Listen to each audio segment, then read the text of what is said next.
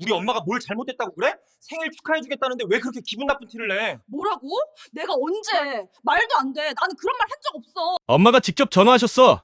네가 식당 가니까 안 왔으면 좋겠다고 했다며. 오히려 나는 자리 추가했다고. 그럼 우리 엄마가 거짓말한단 말이야? 나는 정말 그런 말 안 했어. 남편 재훈이는 화난 얼굴로 방문을 쾅 닫았고 저는 거실 소파에 주저앉아 울었습니다. 결혼한 지 1년도 안 됐는데 벌써 이렇게 됐습니다. 제 이름은 박지우. 올해 31입니다. 작년 봄에 동갑내기 남편 이재훈과 결혼했습니다. 회사 동기였던 우리는 3년을 연애했고 서로를 잘 안다고 생각했습니다. 재훈이는 다정했고 배려심 많았으며 무엇보다 저를 존중해줬습니다. 시어머니를 처음 만난 건 상견례 자리였습니다. 강남의 고급 호텔 레스토랑이었는데 시어머니 이미숙 씨는 우아한 한복 차림으로 나타났습니다. 단정하게 올린 머리, 차분한 목소리, 기품 있는 태도까지 첫인상이 정말 좋았습니다. 지우 씨 만나서 반갑습니다. 우리 재훈이가 좋은 사람 만났네요. 감사합니다, 어머님. 식사를 하면서 시어머니는 제 이야기를 귀 기울여 들어주셨고 칭찬도 아끼지 않으셨습니다. 요즘 젊은 여성들이 참 똑똑해. 회사 생활도 하면서 결혼 준비도 하고 대단해요. 그날 상견례가 끝날 무렵 시어머니가 제 손을 잡으셨습니다. 지우 씨, 나 한 가지만 약속할게요. 나는 종갓집 며느리로 시집 와서 정말 혹독한 시집살이를 했어요. 눈물이 글썽했습니다. 시어머니가 너무 무서웠고 하루하루가 지옥 같았어요. 그래서 늘 생각했어요. 내가 시어머니가 되면 절대 며느리한테 그러지 말아야겠다고. 시집살이는 정말 대물림하고 싶지 않아요. 어머님, 그러니까 우리 편하게 지내요. 지우 씨가 힘들면 언제든 말해요. 내가 며느리 편이 될게요. 그날 저는 정말 감동했습니다. 이런 시어머니라면 결혼 생활이 행복할 것 같았습니다. 부모님께도 말씀드렸습니다. 엄마, 시어머니가 정말 좋으신 분이야. 시집살이 걱정 안 해도 될 것 같아. 그래? 다행이네. 그래도 조심해라. 겉과 속이 다를 수도 있으니까. 에이, 설마. 진심으로 우시더라고. 하지만 어머니 말씀이 맞았습니다. 결혼하고 나서 시어머니의 진짜 모습을 알게 됐습니다. 결혼식을 올리고 신혼여행을 다녀온 후 재훈이와 저는 회사 근처 아파트에서 신혼살림을 차렸습니다. 작은 투룸이었지만 저희에겐 완벽했습니다. 결혼 일주일 후 시댁에 처음 인사를 갔습니다. 어서 와요. 밥 먹었어? 아니요, 아직이요. 그럼 우리 같이 먹어요. 내가 미역국 끓였어. 식사는 따뜻했습니다. 시어머니는 제 그릇에 반찬을 계속 놓아주셨고 재훈이한테는 지우 씨 잘 챙겨야 한다고 당부하셨습니다. 식사 후 제가 설거지를 하겠다고 일어났습니다. 아니에요. 제가 할게요. 어머님은 쉬세요. 그래? 고마워요. 그럼 나는 과일 좀 깎을게. 부엌으로 갔는데 수돗물을 틀자 얼음장 같은 찬물이 쏟아졌습니다. 한겨울이라 정말 차가웠습니다. 손이 시려서 재훈이를 불렀습니다. 여보, 온수가 안 나와. 아, 보일러가 꺼져 있네. 내가 켤게. 재훈이가 보일러를 켰고 잠시 후 따뜻한 물이 나왔습니다. 저는 설거지를 시작했습니다. 그런데 그때였습니다. 뭐 하는 거예요? 시어머니가 갑자기 부엌으로 달려오셨습니다. 저 설거지하고 있어요. 따뜻한 물로요? 안 돼요. 시어머니가 제 손을 확 잡아당겼습니다. 설거지하던 그릇이 싱크대에 떨어졌습니다. 원래 설거지는 찬물로 해야 하는 거예요. 따뜻한 물 쓰면 기름때가 더 끼고 가스비도 많이 나와요. 하지만 어머님, 너무 차가워서. 차가우면 장갑 끼고 하면 되죠. 우리 집은 원래 찬물로 설거지해요. 시어머니는 수도꼭지를 다시 찬물 쪽으로 돌리고는 부엌을 나갔습니다. 저는 얼떨떨해서 그대로 서 있었습니다. 재훈이가 부엌으로 왔습니다. 괜찮아. 엄마가 좀 그러시네. 미안해. 아니야, 괜찮아. 나도 몰랐어. 그날 저는 찬물로 설거지를 끝냈습니다. 손이 꽁꽁 얼었지만 참았습니다. 하지만 마음 한구석이 이상했습니다. 상견례 때 그렇게 다정하시던 분이 왜 갑자기 저렇게 변하셨을까요? 집으로 돌아오는 차 안에서 재훈이가 말했습니다. 오늘 엄마가 좀 예민하셨나 봐. 원래 저렇지 않은데. 미안해. 아니야. 나도 모르고 따뜻한 물 썼으니까. 다음부턴 조심할게. 하지만 그게 시작이었습니다. 그 후로 시댁에 갈 때마다 비슷한 일들이 계속 생겼습니다. 어느 날 시댁에서 저녁을 먹었습니다. 제가 상을 차리는데 시어머니가 지켜보셨습니다.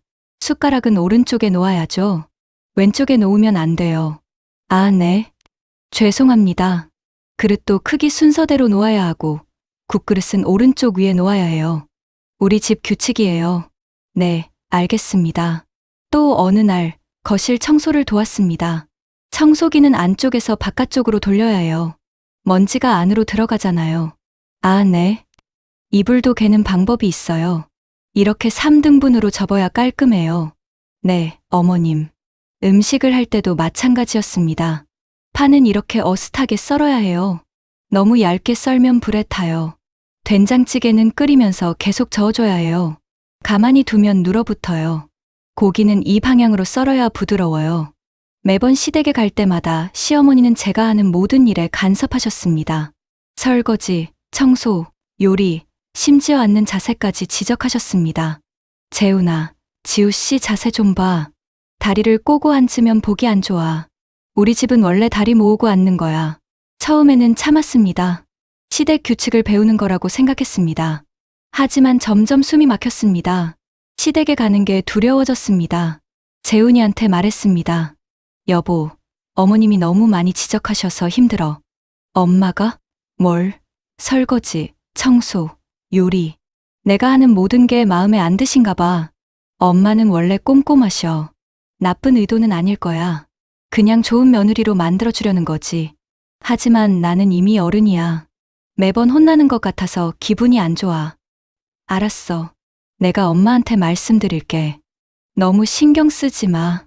하지만 재훈이가 시어머니한테 말씀드려도 달라지는 건 없었습니다. 오히려 시어머니는 더 교묘해졌습니다. 지우씨, 내가 잔소리 많다고 재훈이한테 들었어요. 미안해요. 나는 며느리 생각해서 그런 건데. 아니에요, 어머님. 제가 서툴러서 그래요. 아니에요. 내가 너무 간섭했나 봐요. 앞으로는 안 그럴게요. 지우씨가 편한 대로 하세요. 감사합니다, 어머님. 하지만 며칠 후 다시 시댁에 갔을 때 시어머니는 똑같았습니다. 지우씨, 행주는 이렇게 짜야 해요. 물기가 남으면 세균이 생겨요. 음식물 쓰레기는 매일 버려야 해요. 냄새 나잖아요. 냉장고 정리도 방법이 있어요. 유통기한 빠른 거 앞에 놓아야죠. 저는 지쳤습니다. 시어머니는 제 앞에서는 다정하게 말씀하셨지만 결국 모든 게 지적이었습니다. 그러던 어느 날 놀라운 걸 발견했습니다. 재훈이 휴대폰을 충전하려고 집어들었는데 화면에 캘린더 알림이 떠 있었습니다. 궁금해서 열어봤는데 가족 공유 캘린더라는 제목이었습니다. 시아버지, 시어머니, 재훈이, 그리고 재훈이 동생까지 공유하는 캘린더였습니다. 거기에는 가족 일정이 적혀 있었습니다. 그런데 이상한 게 있었습니다. 제 이름이 자주 보였습니다. 지우 전화함, 지우 문자 보냄, 지우 안부 전화 날짜마다 제가 시댁에 연락한 기록이 빼곡히 적혀 있었습니다. 시어머니가 제가 전화한 날짜를 일일이 체크하고 있었던 것입니다. 심장이 철렁 내려앉았습니다. 왜 시어머니는 제 전화를 체크하시는 걸까요? 제가 얼마나 자주 연락하는지 감시하시는 걸까요? 더 놀라운 건 메모였습니다. 지우 이번 주 전화 안함, 주의 지우 명절 인사. 늦음 체크, 지우 선물 작년보다 저렴함, 기록. 모든 게 기록되어 있었습니다. 제가 언제 전화했는지, 선물은 뭘 보냈는지, 명절 인사는 제때 했는지까지. 시어머니는 저를 평가하고 있었습니다. 손이 떨렸습니다. 이게 뭐지? 며느리 관리 장부인가? 재훈이한테 보여줬습니다. 여보, 이것 좀 봐. 어머님이 내 전화 기록을 다 체크하고 계셔. 재훈이 얼굴이 굳었습니다. 이게 뭐야? 왜 이렇게까지 하시는 거야? 나를 감시하는 거야? 엄마가. 이럴 리가 없는데. 뭔가 오해가 있을 거야. 오해? 여기 다 적혀 있잖아. 주의, 체크, 기록. 이게 오해야? 내가 엄마한테 물어볼게. 재훈이가 시어머니한테 전화했습니다. 엄마, 가족 캘린더에 지우 전화 기록 왜 적어놨어요? 시어머니 목소리가 들렸습니다. 아, 그거? 나 깜빡해서 그래. 지우가 언제 전화했는지 기억 안 나면 다시 전화해달라고 할 수도 없잖아. 기록해두려고 그런 거야. 하지만 주의, 체크 이런 말들은 뭐예요? 아이고, 그건 나 혼자 보는 메모야. 지우가 오해할까봐 걱정이네. 내가 며느리 전화 기다리는 게 뭐가 나쁜 거야? 보고 싶은데. 전화도 못 기다려? 재훈이는 더 이상 말하지 못했습니다. 전화를 끊고 나서 재훈이가 말했습니다. 엄마가 그냥 깜빡해서 기록해둔 거래. 나쁜 의도는 아니야. 여보, 이건 명백히 감시잖아. 선물 가격까지 기록하고 작년보다 저렴함이라고 적어놨어. 이게 정상이야? 엄마 입장에서는 며느리가 성의 있게 대하는지 궁금할 수도 있지. 그래도 이렇게까지 해야 해. 나는 며느리가 아니라 감시 대상이야. 재훈이는 대답하지 못했습니다. 그날부터 저는 시댁에 가는 게 더 무거워졌습니다. 시어머니가 저를 지켜보고 있다는 생각에 모든 행동이 조심스러워졌습니다. 2달 후, 제 생일이 다가왔습니다. 재훈이와 저는 생일을 조용히 보내기로 했습니다. 평소 가고 싶었던 호텔 뷔페를 예약했습니다. 그런데 생일 일주일 전 시어머니한테서 전화가 왔습니다. 지우 씨, 생일 축하해요. 내가 직접 축하해주고 싶은데 괜찮아요? 어머님, 괜찮으세요? 저희 둘이 조용히 보내려고요. 아이고, 그래도 생일인데 엄마가 축하해주고 싶어서 그래요. 같이 밥 먹어요. 어머님, 재훈이한테도 물어봤어요. 재훈이도 좋대요. 네, 알겠습니다. 전화를 끊고 재훈이한테 물었습니다. 여보, 어머님이 같이 생일 보내자는데 너 알고 있었어? 응, 엄마가 아까 전화하셔서 축하해주고 싶다고 하시더라. 괜찮지, 우리 둘이 보내기로 했잖아. 그래도 엄마가 그렇게 하고 싶다는데 뭐. 한 번쯤은 괜찮지 않아? 저는 한숨을 쉬었지만 거절할 수 없었습니다. 뷔페 예약을 3명으로 변경했습니다. 생일 당일, 우리는 호텔 뷔페에서 만났습니다. 시어머니는 흰색 블라우스에 베이지 치마를 입고 오셨습니다. 우아한 모습이었습니다. 지우 씨, 생일 축하해요. 이거 선물이에요. 고마워요, 어머님. 시어머니가 건네신 선물은 고급 화장품 세트였습니다. 비싼 브랜드였습니다. 식사는 즐거웠습니다. 시어머니는 저한테 음식을 많이 가져다 주셨고 생일 축하 노래도 불러주셨습니다. 다른 손님들이 박수까지 쳐줬습니다. 지우 씨, 결혼해서 고생 많았죠? 앞으로도 우리 재훈이 잘 부탁해요. 아니에요, 어머님. 제가 더 잘해야죠. 아니에요. 지우 씨가 착해요.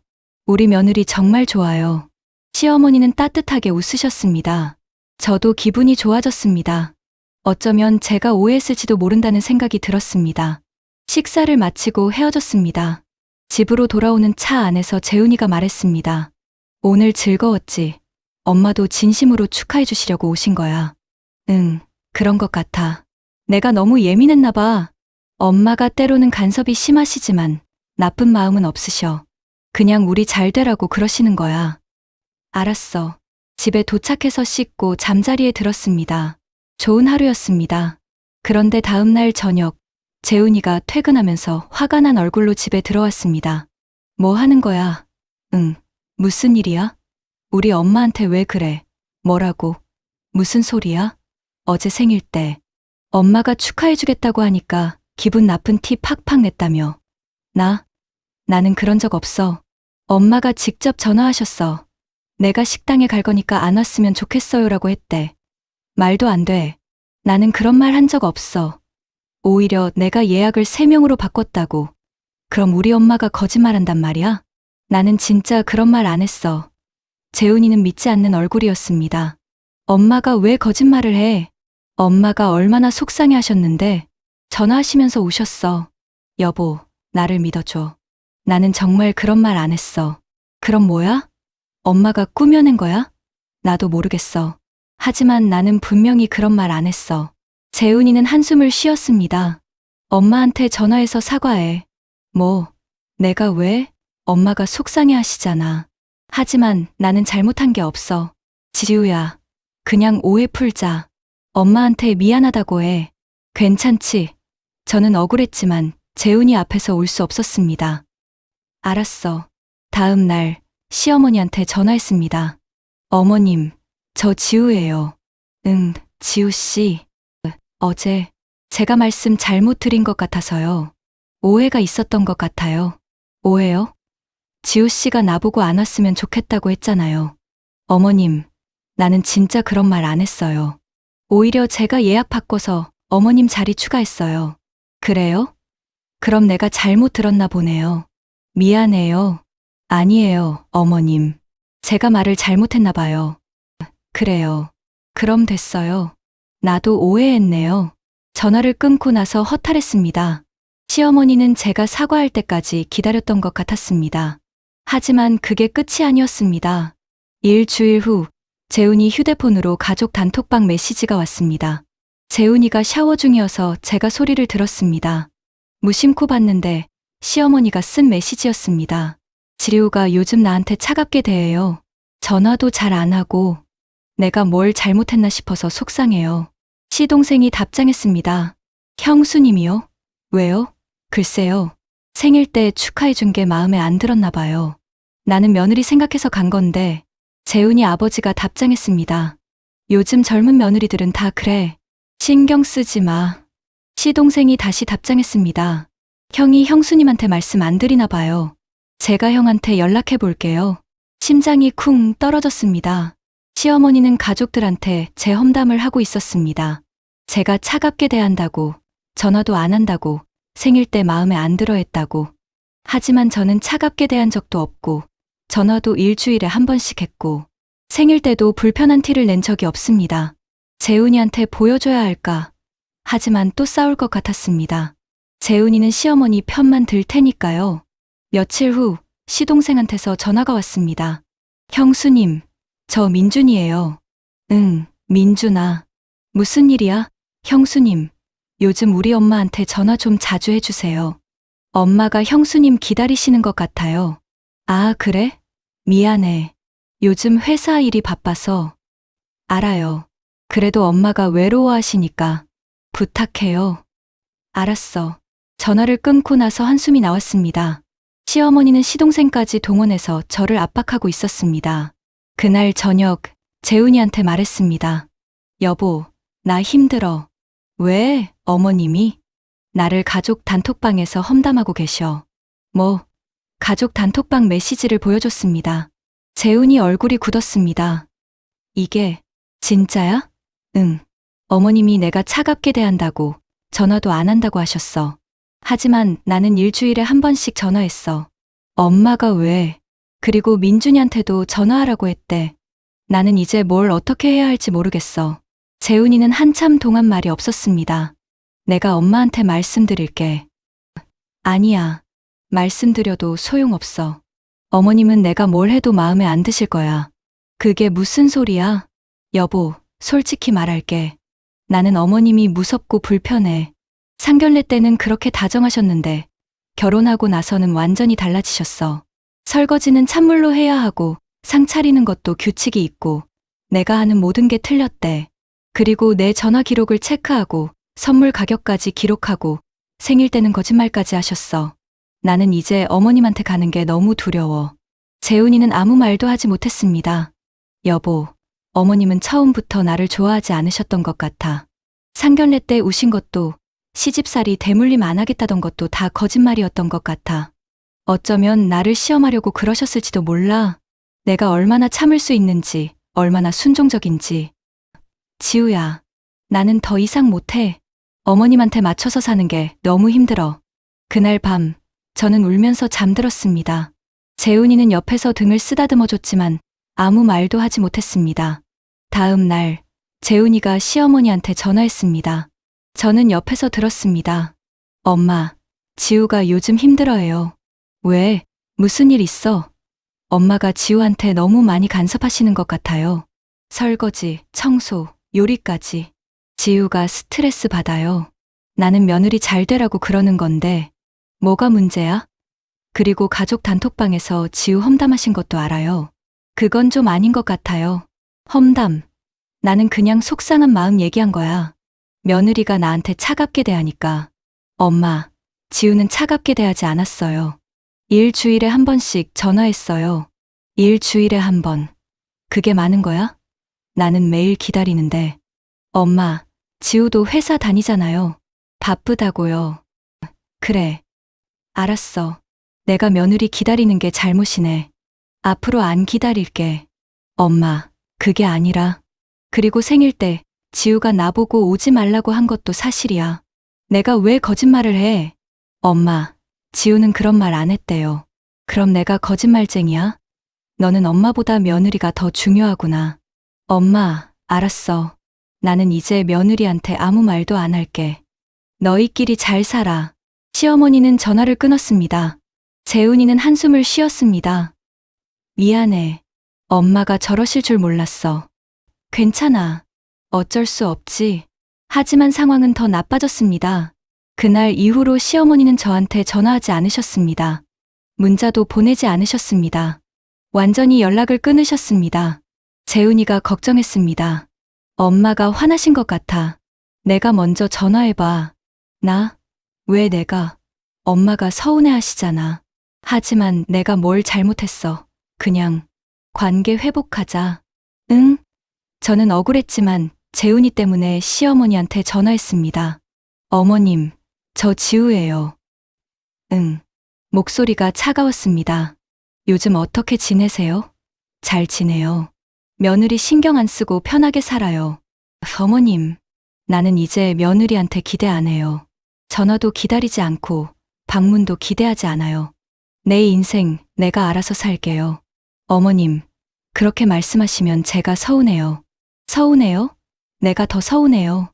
내가 며느리 잘 되라고 챙겨줬는데 간섭이래요. 내가 며느리 기다리면 부담이래요.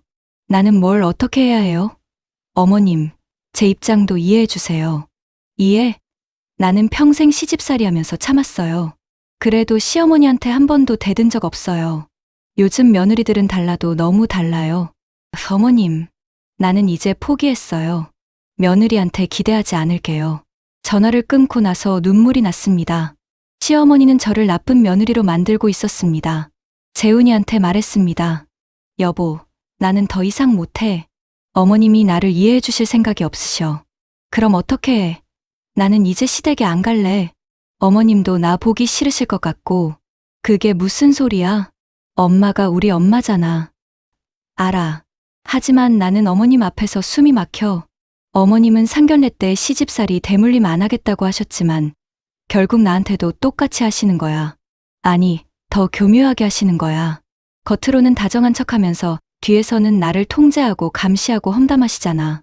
재훈이는 아무 말도 하지 못했습니다. 그날 이후로 저는 시댁에 가지 않았습니다.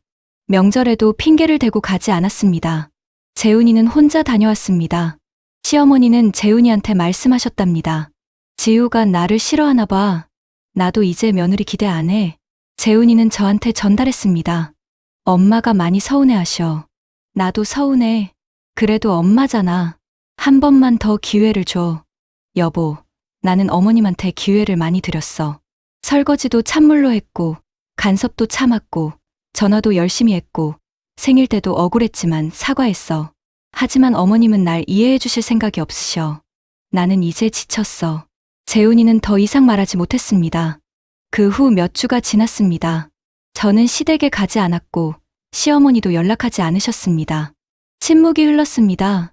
하지만 그 침묵은 편안하지 않았습니다. 재훈이와 저 사이에 보이지 않는 벽이 생겼습니다. 재훈이는 매주 토요일 혼자 시댁에 다녀왔습니다. 돌아올 때마다 얼굴이 어두웠습니다. 어느 날 재훈이가 조심스럽게 말했습니다. 엄마가 많이 우셔. 며느리한테 버림받았다고. 저는 대답하지 않았습니다. 지우야, 나도 힘들어. 엄마도 내 엄마고 너도 내 아내잖아. 재훈이 목소리에 절박함이 섞여 있었습니다. 나도 힘들어. 어떻게 하면 좋을지 모르겠어. 저는 재훈이를 바라봤습니다. 여보, 어머님이 나한테 한 일들 기억해. 전화 날짜 체크하고, 선물 가격 기록하고, 가족 단톡방에서 험담한 거, 그리고 생일 때 거짓말한 것도 알아. 하지만 엄마도 나름 이유가 있었을 거야. 이유. 무슨 이유로 며느리를 감시하고 거짓말해. 엄마는 외로우셨어. 아빠는 항상 바쁘고 나는 결혼하면서 집을 나갔잖아. 외로우면 며느리한테 그렇게 해도 돼. 재훈이는 아무 말도 하지 못했습니다. 저는 한숨을 쉬었습니다. 여보, 나는 어머님이 외로운 거 이해해. 하지만 외로움을 며느리 통제로 풀면 안 돼. 그건 관계가 아니라 집착이야. 재훈이가 고개를 숙였습니다. 며칠 후 시아버지한테서 전화가 왔습니다. 지리우야, 나 아버지야. 네, 아버님. 어머니가 많이 힘들어 하시는구나. 우리 집에 한번 와서 얘기 좀 하자. 아버님, 아버지도 알아. 어머니가 좀 심했던 것. 하지만 가족이잖아. 용서해주면 안 되겠니? 저는 입술을 깨물었습니다. 아버님, 죄송하지만 어머님이 먼저 사과하셔야 할 것 같아요. 시아버지는 한참 동안 말이 없었습니다. 지우야, 어머니한테 사과를 받으려면 시간이 좀 걸릴 거야. 어머니 성격상 자기 잘못을 인정하기 어려워하시거든. 그럼 저는 어떻게 해야 하나요? 계속 참아야 하나요? 아니다. 나도 그건 원하지 않아. 다만, 어머니도 변할 시간이 필요하다는 거지. 저는 답답했습니다. 아버님, 저도 이해하고 싶어요. 하지만 어머님은 제 전화 날짜를 체크하고 선물 가격을 기록하고 가족 단톡방에서 저를 험담하셨어요. 이게 정상적인 관계인가요? 시아버지가 긴 한숨을 쉬었습니다. 미안하다. 나도 그건 몰랐어. 어머니가 그렇게까지 할 줄은. 그리고 생일 때는 거짓말까지 하셨어요. 제가 오지 말라고 했다고. 시아버지는 더 이상 말하지 못했습니다. 아버님, 저는 어머님을 미워하지 않아요. 다만 거리를 두고 싶을 뿐이에요. 제 정신 건강을 위해서요. 알았다. 시간을 가져봐라. 내가 어머니랑 얘기해 볼게. 감사합니다, 아버님. 전화를 끊고 나서 저는 울었습니다. 이렇게까지 힘들 줄 몰랐습니다. 결혼할 때는 시어머니와 좋은 관계를 맺을 수 있을 거라고 믿었습니다. 상견례 때 눈물을 흘리며 시집살이 대물림 안 하겠다던 시어머니를 진심으로 믿었습니다. 하지만 그건 착각이었습니다. 시어머니는 겉으로만 다정했을 뿐 속으로는 며느리를 통제하고 싶어 했습니다. 일주일 후 재훈이가 회사에서 일찍 들어왔습니다. 표정이 어두웠습니다. 무슨 일 있어? 엄마가 병원에 입원하셨어. 뭐, 왜? 스트레스성 위염이래. 며느리 때문에 너무 속상해서. 저는 죄책감이 밀려왔습니다. 하지만 동시에 화도 났습니다. 또 이런 식이구나. 병원에 입원해서 며느리한테 죄책감을 주는 거구나. 뭐라고? 여보, 나도 어머님 걱정돼. 하지만 이게 또 다른 방식의 압박이라는 거 모르겠어. 지우야, 엄마가 진짜 아프셔. 압박이 아니야. 그럼 내가 병문안 가면 어머님이 뭐라고 하실 것 같아? 사과 받을 거야? 아니면 나한테 또 잘못을 뒤집어 씌울 거야? 재훈이는 대답하지 못했습니다. 저는 한숨을 쉬었습니다. 여보, 나도 가고 싶어. 하지만 가면 또 같은 일이 반복될 것 같아. 그럼 어쩌자는 거야? 엄마가 아픈데 내가 먼저 전화해 볼게. 어머님 상태 확인하고. 재훈이는 고개를 끄덕였습니다. 저는 떨리는 손으로 시어머니한테 전화했습니다. 여보세요? 시어머니 목소리가 약하게 들렸습니다. 어머님, 저 지우예요. 아프시다고 들었어요. 응, 병원에 있어. 괜찮으세요? 검사 결과는 어떻게 나왔어요? 스트레스성 위염이래. 약 먹으면 나아질 거래. 다행이에요. 지우야. 응, 나 정말 힘들어. 며느리한테 버림받으니까 너무 속상해. 저는 입술을 깨물었습니다. 어머님, 저는 어머님을 버린 게 아니에요. 다만 거리를 두고 싶었을 뿐이에요. 거리? 그게 버리는 거 아니야? 아니에요. 관계를 재정립하는 거예요. 나는 재정립 같은 거 필요 없어. 그냥 예전처럼 지내고 싶어. 어머님, 예전으로 돌아갈 수 없어요. 왜? 내가 뭘 잘못했어? 어머님, 나는 며느리 잘 되라고 한 건데 전화 체크한 것도 깜빡할까봐 그런 거고 선물 기록한 것도 고마워서 기억하려고 그런 거야. 하지만 메모에 주의, 기록이라고 쓰셨잖아요. 그건 그냥 내 습관이야. 그리고 가족 단톡방에서 저를 험담하셨어요. 험담. 나는 그냥 속상한 마음을 얘기한 거야. 그게 험담이야. 가족끼리 속상한 거. 얘기하면 안 돼? 저는 더 이상 말하고 싶지 않았습니다. 어머님, 빨리 쾌차하세요. 저는 시간이 필요해요. 전화를 끊고 재훈이한테 말했습니다. 병문안은 내가 다녀와. 나는 아직 준비가 안 됐어. 재훈이는 실망한 얼굴이었지만 고개를 끄덕였습니다. 사흘 후 시어머니가 퇴원하셨습니다. 재훈이가 혼자 다녀왔습니다. 엄마가 많이 약해지셨어. 저는 죄책감과 안도감이 동시에 들었습니다. 죄책감은 시어머니가 아프다는 사실 때문이었고, 안도감은 제가 가지 않아서 또 다른 갈등을 피했다는 것 때문이었습니다. 며칠 후 친구 수진이한테 전화했습니다. 수진아, 나 상담 좀 해줘. 왜? 무슨 일 있어? 시어머니 문제야. 수진이는 결혼한 지 5년 된 선배였습니다. 고부 갈등을 지혜롭게 풀어낸 경험이 있었습니다. 어떤 문제인데 저는 처음부터 끝까지 이야기했습니다. 상견례 때 눈물, 결혼 후 태도 변화, 공유 캘린더, 생일 거짓말, 가족 단톡방 험담까지. 수진이는 긴 한숨을 쉬었습니다. 지우야, 그거 전형적인 이중적 시어머니야. 역시 그렇지. 상견례 때 과도하게 친절한 시어머니는 조심해야 해. 진짜로 친절한 게 아니라 며느리를 안심시키려는 전략인 경우가 많거든. 나도 그럴 줄 알았으면. 이미 일어난 일은 어쩔 수 없어. 이제 어떻게 할 거냐가 중요하지. 어떻게 해야 할까? 첫째, 남편을 설득해야 해. 남편이 내 편을 확실히 들어줘야 해. 중립은 시어머니 편이야. 재훈이가 중립을 지키려고 해. 그럼 너 힘들어. 남편한테 명확히 말해. 당신이 나를 지켜주지 않으면 나는 더 이상 시댁과 관계를 유지할 수 없다고. 그렇게 강하게 말해도 돼. 해야 해. 안 그러면 평생 당해. 그리고 둘째는? 둘째, 경계선을 확실히 그어.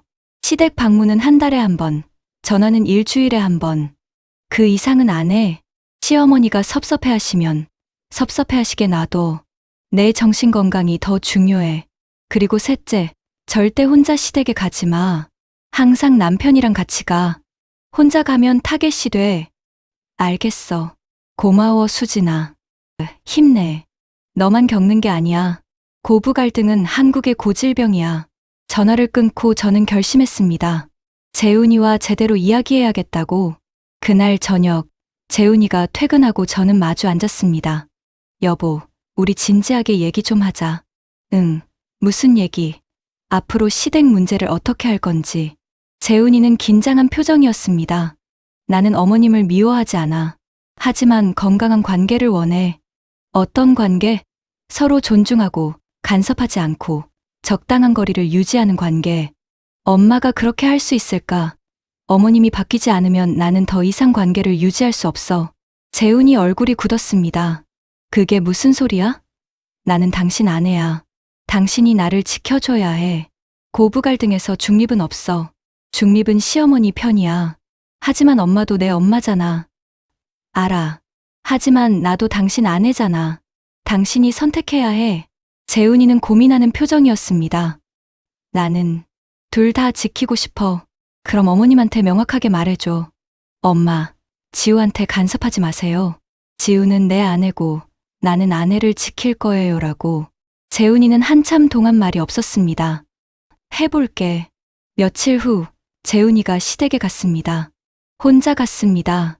그리고 시어머니와 이야기했습니다. 돌아온 재훈이 얼굴이 창백했습니다. 어떻게 됐어? 엄마한테 말했어. 지우를 간섭하지 말라고. 뭐래? 엄마가 울었어. 아들한테까지 버림받았다고. 저는 한숨을 쉬었습니다. 여보, 그게 어머님 방식이야. 울면서 죄책감을 주는 거. 하지만 나는 진심으로 엄마가 서운했어. 나도 알아. 하지만 우리가 굴복하면 아무것도 안 바뀌어. 재훈이는 힘들어하는 표정이었습니다. 그 후로 한 달이 지났습니다. 시어머니는 연락하지 않으셨습니다. 재훈이만 가끔 시댁에 다녀왔습니다. 분위기가 차갑다고 했습니다. 시아버지는 이해한다고 했지만 시어머니는 여전히 섭섭해하셨답니다. 그러던 어느 날 시어머니한테서 문자가 왔습니다. 지우야, 우리 한번 만나서 얘기할까? 저는 재훈이한테 보여줬습니다. 어떡할까? 만나봐. 하지만 조건을 달아. 공공장소에서 만나고 시간은 1시간으로 제한해. 알겠어. 저는 시어머니한테 답장했습니다. 네, 어머님. 카페에서 만나요. 며칠 후 저는 시어머니를 만났습니다. 집 근처 조용한 카페였습니다. 시어머니는 여전히 우아한 모습이었지만 얼굴에 피로가 역력했습니다. 어서 와요. 안녕하세요, 어머님. 우리 커피 마시면서 얘기해요. 메뉴를 주문하고 마주 앉았습니다. 시어머니가 먼저 입을 열었습니다. 지우야, 나 요즘 많이 생각했어. 네. 나도 내가 좀 심했나 싶어. 저는 귀를 기울였습니다. 전화 체크하고 선물 기록하고 그게 좀 과했지. 인정해 주셔서 감사해요. 하지만 나는 나쁜 의도는 아니었어. 그냥 며느리가 나를 소홀히 대할까봐 불안했던 거야. 어머님, 나도 시집살이 하면서 시어머니한테 인정받고 싶었거든. 매일 전화하고 자주 방문하고 비싼 선물 사드리고. 그런데 시어머니는 항상 부족하다고 하셨어. 그래서 나는 며느리한테만큼은 그러지 말아야겠다고 생각했는데 결국 똑같이 하고 있더라. 저는 시어머니의 눈에 눈물이 고인 걸 봤습니다. 이번엔 진짜 눈물 같았습니다. 어머님, 저도 이해해요. 하지만 어머님 방식은 저를 힘들게 했어요. 알아. 미안해. 저는 놀랐습니다. 시어머니가 사과하실 줄 몰랐습니다. 앞으로는 안 그럴게. 전화 체크도 안 하고 너무 자주 연락 안 할게. 감사합니다, 어머님. 대신 한 달에 한 번은 우리 집에 와줄 수 있어? 네, 그렇게 할게요. 그리고 전화도 가끔 해줘. 나도 외롭거든. 알겠습니다. 일주일에 한 번 정도 할게요. 시어머니가 고개를 끄덕였습니다. 그날 이후 관계가 조금씩 나아졌습니다. 시어머니는 약속을 지키셨습니다. 전화 체크도 안 하시고 과도하게 연락하지도 않으셨습니다. 저도 약속을 지켰습니다. 한 달에 한 번 시댁을 방문했고 일주일에 한 번 전화했습니다. 물론 여전히 불편한 순간들이 있었습니다. 시어머니가 가끔 옛날 방식으로 돌아가려고 할 때가 있었습니다. 하지만 그럴 때마다 재훈이가 중재했습니다. 엄마, 지우가 힘들어해요. 그만하세요. 재훈이가 제 편을 들어주니까 힘이 났습니다. 1년이 지난 지금 저는 시어머니와 적당한 거리를 유지하고 있습니다. 완벽한 관계는 아니지만 서로 존중하는 관계입니다. 상견례 때 시어머니가 흘린 눈물은 거짓이었을까요? 어쩌면 반은 진심이었고 반은 불안이었을지도 모릅니다. 시집살이 대물림 안 하겠다는 약속도 진심이었겠지만 막상 며느리를 대하니 자신도 모르게 옛날 방식이 나온 것일지도 모릅니다. 중요한 건 우리가 대화하고 경계선을 그었다는 것입니다. 그리고 남편이 제 편을 들어줬다는 것입니다. 만약 여러분도 비슷한 상황이라면 기억하세요. 상견례 때 과도하게 친절한 시어머니는 조심하세요. 결혼 후 태도가 바뀔 수 있습니다. 전화 체크, 선물 기록, 단톡방 험담 같은 행동은 정상이 아닙니다. 남편이 중립을 지킨다면 그건 시어머니 편입니다. 명확하게 요구하세요. 경계선을 그으세요. 한 달에 한 번 방문, 일주일에 한 번 전화, 그 이상은 안 해도 됩니다. 그리고 가장 중요한 건 당신의 정신 건강입니다. 시어머니를 만족시키려고 자신을 희생하지 마세요. 건강한 거리가 건강한 관계를 만듭니다. 이것이 저의 이야기입니다. 겉과 속이 다른 시어머니와의 1년, 그리고 경계선을 그은 이야기입니다.